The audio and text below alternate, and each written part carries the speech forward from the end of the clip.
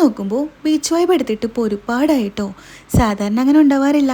എന്നാൽ പിന്നെ ഇന്നത്തെ യാത്ര കാലിക്കറ്റ് ബീച്ചിലേക്ക് ആക്കാമെന്ന് വെച്ചു കേട്ടോ. ഇന്ന് ഞാനും കെട്ടിയവനും മാത്രമല്ല കേട്ടോ പോകുന്നത്.